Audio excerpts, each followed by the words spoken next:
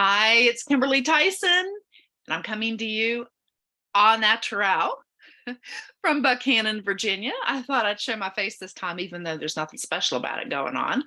But I'm looking forward to sharing with you today information that I think you might find pretty interesting. And I love doing this podcast. I think it's fun getting my message out there. If by chance you are interested in what you're hearing and you'd like to have it delivered directly to your inbox email every week, they go out Tuesdays about 11 o'clock. Just let me know. The link is below, or you can get my KimberlyTyson.com website, and it's in a blog format there too. But I talk a little bit more here than I do in my newsletter or on my blog. So again, excited to be here with you. And what we're going to talk about today is emotions. They hold the key to our physical and mental health. Did you know that? So think about it. Happy as a lark. What do you envision when you hear that phrase? It's a phrase I grew up hearing, and I see a beautiful bird soaring and gliding and rotating through the air and just fluttering and flying just without a care in the world. Yes, happy as a lark. Unfortunately, we all know life can throw us for a loop. Sometimes we feel as if our whole world is crumbling around us, or those we love. That can impact us too. It doesn't have to be directly something happening to us, but those we love. We may be harboring deep-seated scars from our youth, dealing with current realities beyond our control, or experiencing an overwhelming situation that creates stress. Did you know that even a good life event may create stress? Yep. But no matter how awful things feel at the moment, the negativities of good stress are short-lived. They'll eventually leave you with wonderful memories and perhaps some personal growth. I think about the young bride preparing for a wedding. That's pretty stressful. Or mother and father of the bride and groom preparing for a wedding, but it's all good. Buying your first home, that's something that is stressful. There's so many things that you have to do. But when it's all over, there's joy, and you can look back with very fond memories. So why do I write about this? Why am I doing this? As I was deciding on my college major many years ago, I always knew I wanted to be a clinical psychologist. I wanted to help others cope and come into complete alignment with the amazing person that they were meant to be. God wants so many amazing things for us. And that's why I wanted to help people come into that reality, get things in alignment, leave past baggage behind. And I also recognize the direct impact emotional well-being has on our physical and our mental health. They are all intertwined. It is now widely accepted that our emotional state directly impacts our overall health. It is the key. Doctors say that up to 85%, and I would say it's more, it's at least 85% of all diseases and chronic conditions, as health and mental conditions, not just your physical health, but mental also, are rooted in our emotional well-being. Physical trauma and birth defects account for that other 15 or so percent. Things that are not in control at all. Trauma being in a car accident, breaking a bone, that type of thing. And of course, birth defects, where you're born with something congenital. So that accounts for that other part. But high levels of stress, anxiety, and negative emotions, they may weaken your immune system, and they'll wreak havoc with your digestive system, impact your cardiovascular system, and increase inflammation.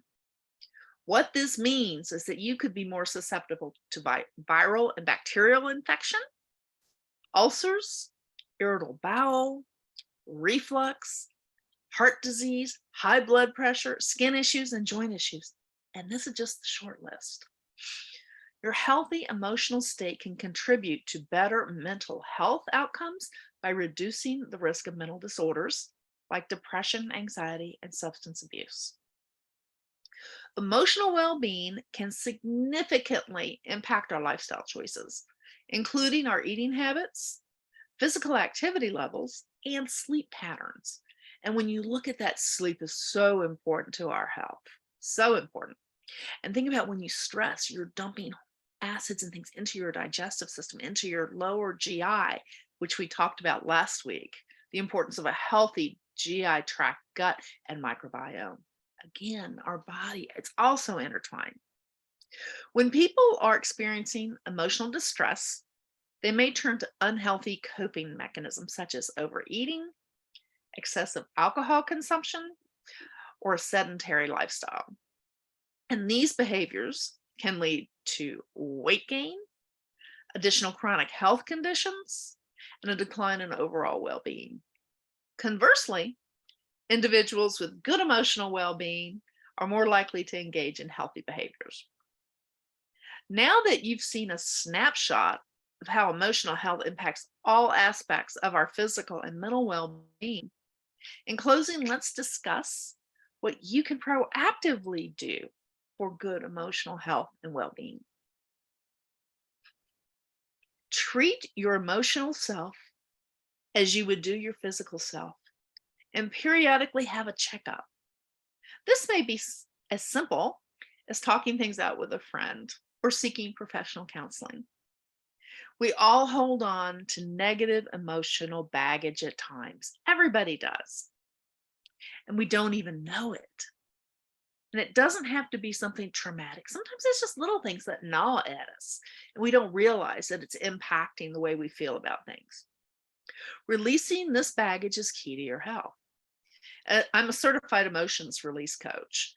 So I'm offering to you, people listening to this blog, a free confidential consultation. If you'd like to take advantage of this opportunity, you can schedule that with me again at KimberlyTyson.com. And when you schedule it, you can put release on it. I'm also going to put that information in the footer for this particular blog video. Secondly, you can practice emotional self-care. This may take the form of simply decompressing after a stressful event, meditating, or praying. You may find that you need to eliminate toxic emotional environments. Toxic environments, it could be a workplace that is stressful, relationships, or people that only bring negativity into your life. Anything that brings sustained stress, not just temporary stress or something you know that's going to pass, because we all get upset with people at different times, and the workplace can get stressful at times, but it can pass as long as it's going to pass. Okay. But if it's not, then do something about it. Eliminate that negativity, find a new job. I hate to say sometimes we have to cut toxic people out of our lives, but we do. They can bring stress, and you can do it very sweetly and just kind of slowly work your way out of somebody's life. I've had to do that a couple of times in my life. First time I learned about having to do this was in college. There was somebody very toxic in my life, and it wasn't a boyfriend. It was actually a friend, a girlfriend. And I just realized that she was not good for me, not good for me at all. And I just kind of stopped seeing her, stopped doing things with the group with her, just that type of thing. Um, and we have to do that. I've had to do that twice in my life, but sometimes that's what it takes. So try to make your environment less stressful, less toxic. Anything that brings sustained stress and negativity into your life hurts your emotional self-care. Also, as you know, I'm such a pro opponent. I'm getting tongue-tied. I promote essential oils because I think they are just so key into our physical and emotional and mental health. And of course, you can find more about essential oils. I'll have that at the bottom of this blog too.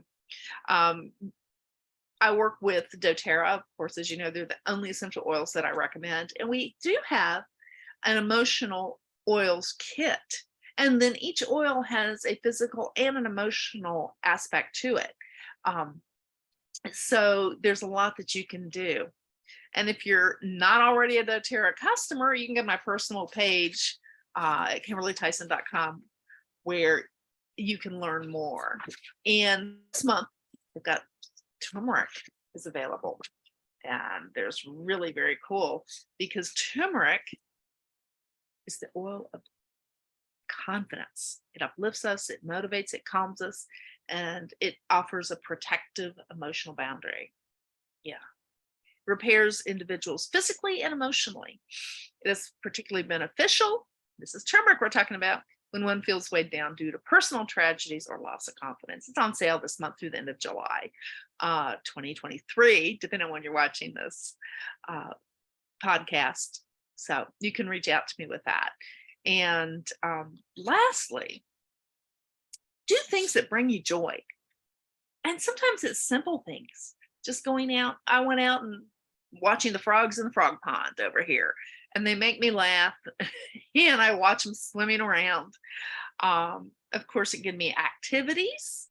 I was a tennis player, so I love to play tennis. That makes me feel good when I play good. But hobbies that you enjoy, time with friends, or even new relationships, meeting new people. Find a passion for something you love. That'll create a very positive environment for you. So, in closing, just remember your emotional health impacts you dramatically. You may not even realize it. And so we want you to be healthy. We want you to feel good. We want you to be happy. We want you to soar like a lark. So if you want to become part of this wellness revolution that I'm working on, learn more about what I do at KimberlyTyson.com and reach out. I'd love for you to join me. Also, subscribe to my channel and like my videos. I want to get them out there.